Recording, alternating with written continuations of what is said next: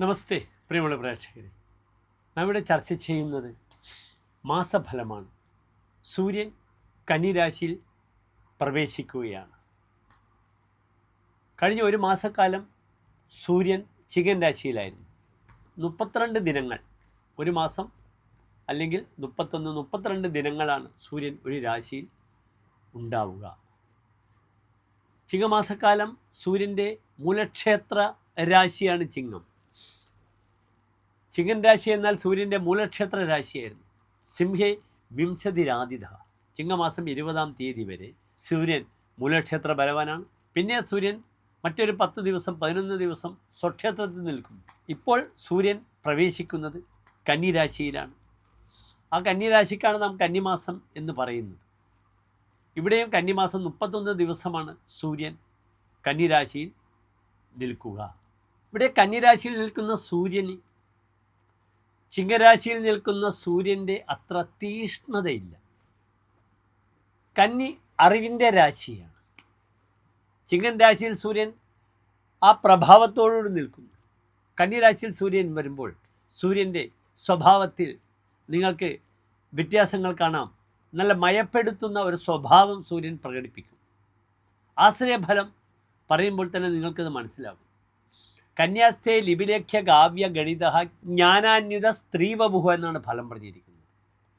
പൗരുഷമുള്ള രാശിയിൽ നിന്നും നവംസക രാശി അല്ലെങ്കിൽ സ്ത്രീ രാശി, ഫെമിനൈൻ രാശിയായ കന്നിയിലേക്ക് വരുമ്പോൾ സ്ത്രീവപുഹു, പൗരുഷത്തിൽ നിന്നും സൂര്യൻ എന്ത് ചെയ്തു? മയപ്പെട്ട് സ്ത്രീയുടെ ശരീരത്തോടു കൂടിയിരിക്കുമെന്നാണ്. വളരെ മൈൽഡായ ഒരു സ്വഭാവം പ്രകടിപ്പിക്കും. കന്നിയിൽ നിൽക്കുന്ന സൂര്യൻ ലിപി ലേഖ്യ കാവ്യ ഗണിത. ലിപി അക്ഷരങ്ങൾ, ലേഖനം, എഴുത്ത്, കാവ്യം, രചനാപരമായ രചനാവിഷയങ്ങൾ അല്ലേ, അതുമായി ബന്ധപ്പെടുന്ന പ്രവർത്തനമാണ് കാവ്യപ്രവർത്തനങ്ങൾ. ഗണിതം, കണക്ക്, ജ്ഞാനാന്വിത, ഇതിലൊക്കെ തന്നെ ജ്ഞാനാന്വിത, ജ്ഞാനേന അന്വിത, ജ്ഞാനത്തോടു കൂടിയ ആളാകും. ധാരാളം വിവരം, അറിവ് സമ്പാദിക്കുമെന്നാണ് പറയുന്നത്. അറിവിൻ്റെ ക്ഷേത്രമാണ് ബുധക്ഷേത്രം. ബുധൻ്റെ ഉച്ചക്ഷേത്രമാണ് കന്നി. കന്നി 15ആണ് സൂര്യൻ്റെ ഉച്ച രാശി. അപ്രകാരം നീചരാശി എപ്പോഴാണ്? മീനം 15. ഇവിടെ സൂര്യൻ വിദ്യയെ പ്രദാനം ചെയ്യുന്നു. അതിനാൽ വിജ്ഞാന കുതുകികൾക്ക്, അറിവ് നേടേണ്ടവർക്ക് ഈ മാസം വളരെ അനുകൂലമാണ്. നിങ്ങൾ മനസ്സിലാക്കണം, ഈ കന്നിമാസത്തിലാണ് വിദ്യാരംഭമൊക്കെ വരുന്നത്. ഈ വർഷം വിദ്യാരംഭം വരുന്നത് ഒക്ടോബർ 2-ാം തീയതിയാണ്. അതായത് കന്നിമാസം 16-ാം തീയതിയാണ് വിദ്യാരംഭം വരുന്നത്. അന്നാണ് വിജയദശമി. നാം ഇവിടെ ചിന്തിക്കുന്നത് ഈ കന്നിയിലേക്ക് സൂര്യൻ സംക്രമിക്കുന്ന ദിവസം മുതൽ ഈ 31 ദിവസക്കാലം ഓരോ രാശിക്കാരുടെയും ശുഭാശുഭ ഫലങ്ങൾ എപ്രകാരമാണെന്ന വിഷയമാണ്.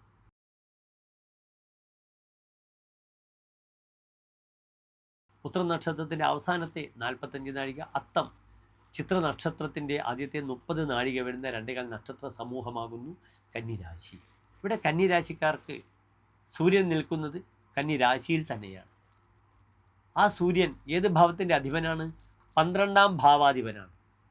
12-ാം ഭാവാധിപനായ സൂര്യനാണ് എവിടെ നിൽക്കുന്നത്? കന്നിരാശിയിൽ നിൽക്കുന്നത്. സൂര്യനോടുകൂടെ നിപുണയോഗം ചെയ്ത് ബുധനുണ്ട് എന്നൊരു വലിയ ആശ്വാസമുണ്ട്. എന്താണ് 12-ാം ഭാവം? പാപം, വ്യയം, പതനം, നിരയം, വാമം, അമ്പകം, സ്ഥാനഭ്രംശം, വൈകല്യം. വൈകല്യങ്ങളാണ് ശരീരത്തിൻ്റെ. സ്ഥാനഭ്രംശമാണ്, ഡിസ്പ്ലേസ്മെൻ്റാണ്, പാപങ്ങളാണ്, അനാവശ്യമായ ദുർച്ചെലവുകളാണ്, പതനമാണ്. ഇതൊക്കെയാണ് 12-ാം ഭാവം. ഈ 12-ാം ഭാവാധിപൻ കന്നിരാശിയിൽ നിൽക്കുമ്പോൾ ഒരു നല്ല ഫലത്തെ പ്രദാനം ചെയ്യില്ല.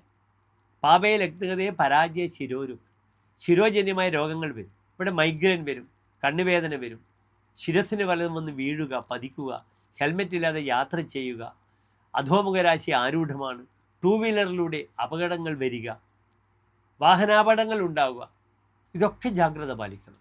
പരാജയങ്ങൾ വരും, അനാവശ്യമായി ഉദ്വേഗങ്ങൾ കൂടും, അതികഠിനമായ മാനസികമായ സംഘർഷങ്ങൾ വരും. അത് വളരെ ശ്രദ്ധിക്കണം. ദുഃഖദുഷ്കീർത്യഹ, പേരുദോഷങ്ങൾ വരും, ദുഃഖിക്കേണ്ടി വരും, രോഗാദി അരിഷ്ടതകൾ വരും. ദേശം വിട്ട് മറ്റൊരു ദേശത്തിൽ സഞ്ചരിക്കുവാനുള്ള അവസരങ്ങൾ വന്നാലും ശ്രദ്ധിക്കണം. യാത്രയിൽ അത്ര സ്വസ്ഥത കൈവരില്ല എന്ന് സാരം. ചമത്കാരി ചിന്താമണിയിൽ ഇപ്രകാരം പറഞ്ഞിരിക്കുന്നു: തനുസ്തോരവിസ് തുങ്കയഷ്ടിം വിധത്തെ. ലഗ്നത്തിൽ സൂര്യൻ വരുമ്പോൾ ഒരു വലിയ വടി പോലെ താൻ ആചരിക്കുമെന്നാണ്. ആ സൂര്യൻ മേടത്തിൽ അല്ലെങ്കിൽ ചിങ്ങത്തിലാണെങ്കിൽ ആ വടി തൻ്റെ പദവിയാണ്. മറ്റ് ദുർബലമായ ക്ഷേത്രങ്ങളിൽ സൂര്യൻ നിൽക്കുമ്പോൾ, പാപഗ്രഹമായ സൂര്യൻ ലഗ്നത്തിൽ നിൽക്കുമ്പോൾ തൻ്റെ ശാരീരികമായ അവസ്ഥ താനൊരു വടി പിടിക്കേണ്ടുന്ന അവസ്ഥ വരുമെന്നാണ്. പരസഹായം പലപ്പോഴും വേണ്ടിവരും. പലപ്പോഴും തൻ്റെ പേഴ്സണാലിറ്റി, പ്രഭാവം തനിക്ക് പുറത്ത് കാണിക്കാൻ പറ്റാത്ത അവസ്ഥ വരിക, അന്യരെ ആശ്രയിക്കുന്നൊരവസ്ഥ വരും. മനസ്സന്തമേ ധാരദായാതവർഗാൽ. ഈ സൂര്യൻ ലഗ്നത്തിൽ നിൽക്കുമ്പോൾ, കന്നിരാശിയിൽ നിൽക്കുമ്പോൾ 7ാം ഭാവത്തിലാണ് നോക്കുന്നത്. 7ാം ഭാവം ദാമ്പത്യമാണ്. അതിനാൽ മനസ്സന്തമേത്, മനസ്സ് ചുട്ടുപൊള്ളും. ധാരദായാതവർഗാൽ. തൻ്റെ ഭാര്യയെക്കൊണ്ടും ഭാര്യാബന്ധുക്കളെ കൊണ്ടും മനസ്സ് തപിക്കും. അനാവശ്യമായി തൻ്റെ വിഷയങ്ങളിലൊക്കെ തന്നെ ഇവരുടെ ഇടപെടലുകൾ വരും. അതിനാൽ ഭാര്യയുമായി അകന്നു നിൽക്കുക, മധ്യസ്ഥത, അല്ലെ ഡൈവേഴ്സുമായി ബന്ധപ്പെടുന്ന പ്രയാസങ്ങൾ, തനിക്കെതിരെ കേസുകൾ, ഇതൊക്കെ കൊടുത്ത് ഭാര്യാബന്ധുക്കൾ തന്നെ മാക്സിമം ഉപദ്രവിക്കുന്ന സമയമായിരിക്കുമെന്ന് അറിയുക. ബഭുപീഡ്യതേ വാദപിത്തേന നിത്യം. സൂര്യൻ പിത്തകാരകനാണ്.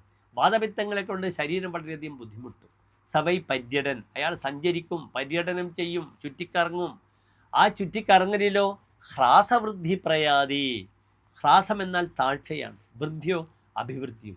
അതിനാൽ ഉയർച്ചയും താഴ്ചയും വരുന്ന സമയമായിരിക്കും. പക്ഷേ കന്നിരാശിയിലുള്ള പ്രിയപ്പെട്ട പ്രേക്ഷകർ മനസ്സിലാക്കണം, ഇവിടെ താഴ്ചയെ വരികയുള്ളൂ.